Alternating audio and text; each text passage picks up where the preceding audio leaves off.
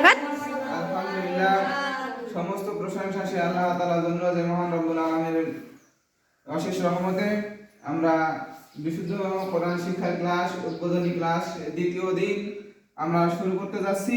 তাহলে আমাদের এই বিশুদ্ধ কোরআন পড়তে হলে 7টি বিষয় জানতে হবে। কয়টি বিষয়? 7টি বিষয় জানতে হবে। কয়টি বিষয়? 7টি বিষয় জানতে হবে। তাহলে আমরা শুরু করি। আসুন আমরা শুরু করি। বিশুদ্ধ কোরআন পড়তে হলে 7টি বিষয় জানতে হয়। বিশুদ্ধ কোরআন পড়তে হলে 7টি বিষয় জানতে হয়। বিশুদ্ধ কোরআন পড়তে হলে 7টি বিষয় জানতে হয়। বিশুদ্ধ কোরআন পড়তে হলে 7টি বিষয় জানতে হয়। হুরুফ হরকাত তানবিন সুকুন তাশদীদ মাখরাজ তাজবিদ কয়। হুরুফ হরকাত তানবিন সুকুন তাজবিদ মাখরাজ তাজবিদ কয়। তাহলে বিশুদ্ধ কোরআন পড়তে হলে 7টি বিষয় জানতে হবে। কয়টি বিষয়? 7টি বিষয় জানা লাগবে। 7টি বিষয় যদি আমি কোরআন শিখতে চাই এবং পড়তে চাই, এই বিশুদ্ধ কোরআন যদি শিখতে চাই এবং পড়তে চাই, তাহলে কয়টি বিষয় জানা লাগবে? 7টি বিষয় আমাদেরকে জানতে হবে। তার ভিতরে 1 নম্বরে হচ্ছে হুরুফ। 1 নম্বরে কি রূপ? হুরুফ। 2 নম্বরে হারকা। 3 নম্বরে তানবিন। 4 নম্বরে সুকুন। 5 নম্বরে তাজবিদ। 1 নম্বরে কি রূপ? 1 নম্বরে হুরুফ। 2 নম্বরে কারকাত, 2 নম্বরে হারকা। 3 নম্বরে কি বিন, 3 নম্বরে তানবিন। 4 নম্বরে কি কুন, 4 নম্বরে সুকুন। 5 নম্বরে কি দিদ, 5 নম্বরে তাজবিদ। 6 নম্বরে কি রাজ, 6 নম্বরে হারকা। 7 নম্বরে কারবিদ। 7 নম্বরে তাজবিদ। 1 নম্বরে হুরুফ, 2 নম্বরে হারকাত, 3 নম্বরে তানবিন, 4 নম্বরে সুকুন, 5 নম্বরে তাসদীদ, 6 নম্বরে মাখরাজ আর 7 নম্বরে হচ্ছে তাজবিদ। এই 7টা বিষয় আমাকে সুন্দরভাবে জানা লাগবে। আগে 1 নম্বরে যেটা হুরুফ, এই হুরুফ চিনা লাগবে। কি চিনা লাগবে? হুরুফ চিনা লাগবে। আরবি হরফ কয়টি?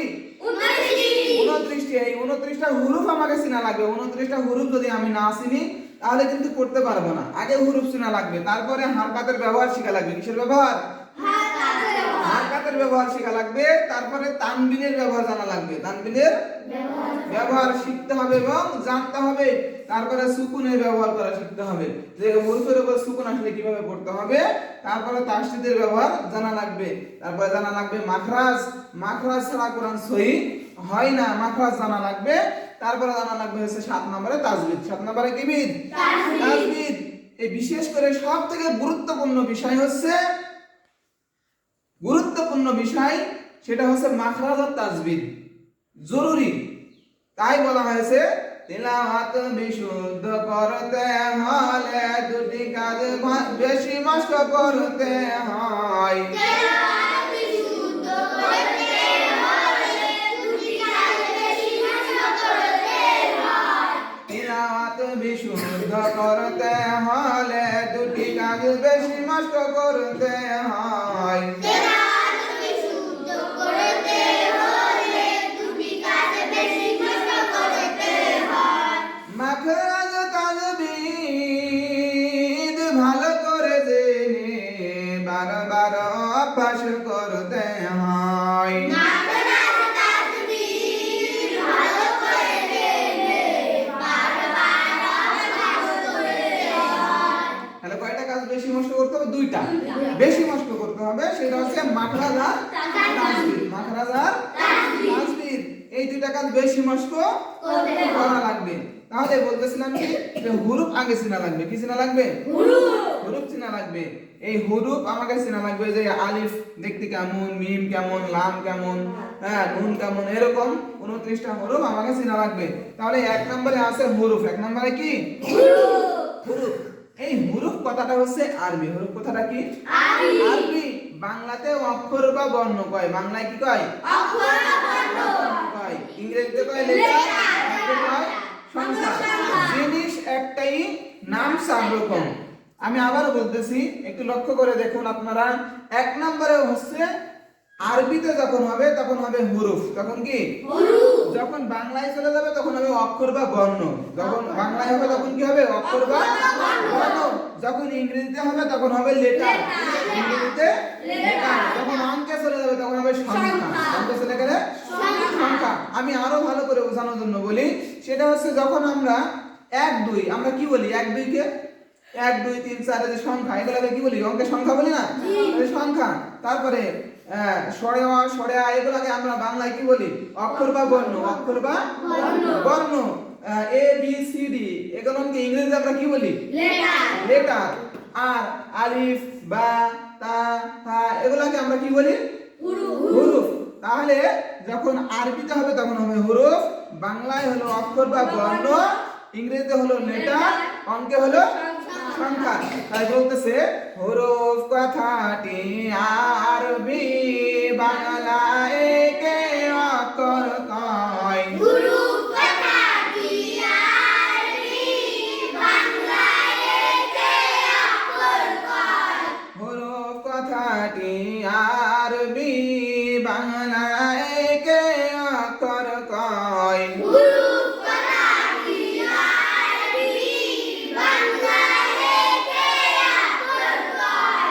আরবি ভাষাতে অক্ষর 29টি পাওয়া যায়।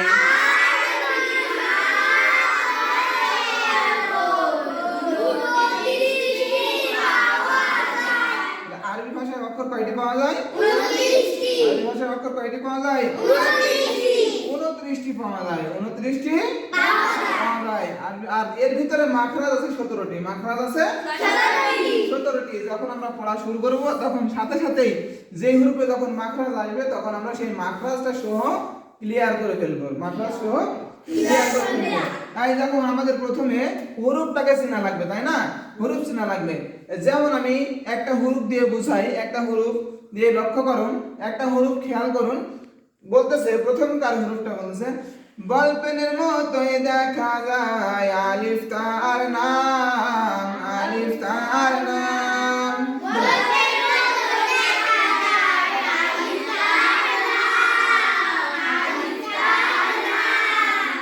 কিসের মতোই দেখা যায়? বলপেনের মতোই দেখা যায় আলিফ তার নাম, আলিফ তার নাম।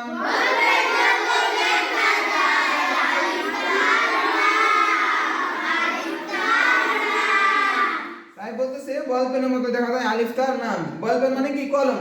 কলমের মতোই দেখা যায় আলিফ তার নাম। এখন এই কলম অর্থাৎ এই বলপেন তো আর কোরআনে থাকবে না, থাকবে নাকি? তাই বলতেছে বলপেনে যদি না থাকে খাড়া দাগের নিচের দিকে ডানে টান, আলিফ তার নাম, আলিফ তার নাম। মানে কি বলতেছে? বলপেন যদি না থাকে খাড়া দাগের নিচের দিকে ডানে টান। খাড়া দাগের নিচের দিকে কোথায় টান? ডানে টান। আলিফ তার নাম। এবার আবার এই আলিফ কিন্তু হামজা হয়ে যাবে। আলিফ হামজা হয়ে যাবে। হামজা কিভাবে হবে? হামজা কিভাবে হবে? তাই বলতেছে যে আলিফকে কখন হামজা বলা হয়? আলিফকে কখন হামজা বলা হয়? হারকাত তানবিন সুকুন থাকলে আলিফকে কখন হামজা বলা হয়?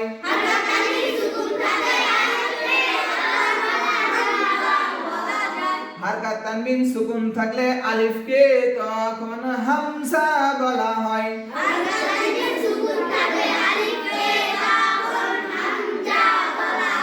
তার মানে এটাই বোঝাচ্ছে যে আলিফের উপরে যখন জবরদের পেশ আসবে আলিফ তখন হামজা হয়ে যাবে। আলিফ তখন কি হয়ে যাবে?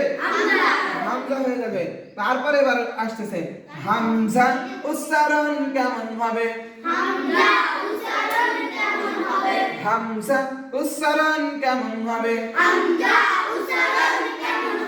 হামজা হলকের শুরু হতে শক্তভাবে আদায় হবে হামজা হলকের শুরু হতে শক্তভাবে আদায় হবে হামজা হলকের শুরু হতে শক্তভাবে আদায় হবে হামজা হলকের শুরু হতে আদায় হবে যেমন যেমন আ আ এ ও হামজা জবর আ আমরা হামজা জবর আ আমরা হামজা জের এ হামজা যে ই হামজা পেশ ও হামজা পেশ উ এই যে এই হারকাত তানবিনের ব্যবহার যখন আসবে তখন এগুলো আরো ক্লিয়ার হবে আমি বোঝানোর জন্য একটা দেখাইলাম আর কি তাহলে একসাথে আমাদের হুরুফ চিনা হচ্ছে প্রথমে মাখরাজ আছে তাই মাখরাজটাও আমরা জানতে পারলাম কি যে হামজা উচ্চারণ কেমন হবে হামজা হলকে শুরু হতে শক্ত হবে শক্তভাবে আদায় হবে এই যে এইরকম ভাবে একের পর এক হুরুফ হারকাত তানবিন সুকুন তাসদীদ মাখরাজ তাজবিদ স্টেপ বাই স্টেপ একটার পর একটা যখন আমরা ক্লিয়ার ভাবে জানতে পারবো শিখতে পারবো তখন আমাদের কোরআনটা পড়া সহজ হবে এবং সহি শুদ্ধ হবে সহি শুদ্ধ হবে তাই আমরা এই হুরুফটা যখন এরকম শেষ করতে পারবো 29টা হুরুফ এরকম ভাবে যখন শেষ করব তখন আমাদের হারকাতের ব্যবহার শুরু হবে কি শুরু হবে হারকাতের ব্যবহার শুরু হবে এই যে আমরা হুরুফটা শেষ করতে পারলে হারকাতের পরে তানবিন তানবিনের পরে সুকুন সুকুনের পরে তাসদীদ তাসদীদের পরে মাখরাজ মাখরাজের পরে তাজবিদ এই সাতটা বিষয় এক এক করে আমাদেরকে শেষ করা লাগবে এই সাতটা বিষয় যদি আমি না শিখে যদি মাঝখানে আমি শিখলাম তানবিন পর্যন্ত শিখলাম আমি কি কোরআন পড়তে পারবো পারবো না আমাকে পুরো সাতটা বিষয় কমপ্লিট করা লাগবে সাতটা বিষয় জানা লাগবে এজন্য আমাদের প্রতিনিয়ত আমাদের ক্লাসে আসা লাগবে কি করা লাগবে ক্লাসে আসা লাগবে দেখা লাগবে এবং শেখা লাগবে যদি আমি না পড়ি না দেখি না শিখি তাহলে তো কোরআন পড়তে পারবো না এজন্য আমরা সকলে ইনশাআল্লাহ আমরা প্রতিনিয়ত ক্লাসে আসব এবং দেখব এবং শিখব এবং পড়ব ইনশাআল্লাহ আল্লাহ তাআলা আমাদের প্রত্যেককে কবুল করুন সবাই আল্লাহুম্মা আমিন আপনাদের যদি এই ক্লাসটি ভালো লাগে অবশ্যই একটি লাইক কমেন্ট শেয়ার করবেন আসসালামু আলাইকুম ওয়া রাহমাতুল্লাহি ওয়া বারাকাতুহু